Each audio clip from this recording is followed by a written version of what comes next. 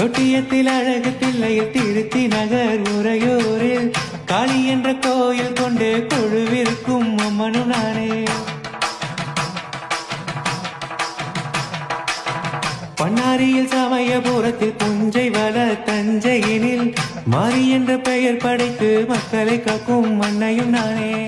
அகிலமும் சுழலாத அடியே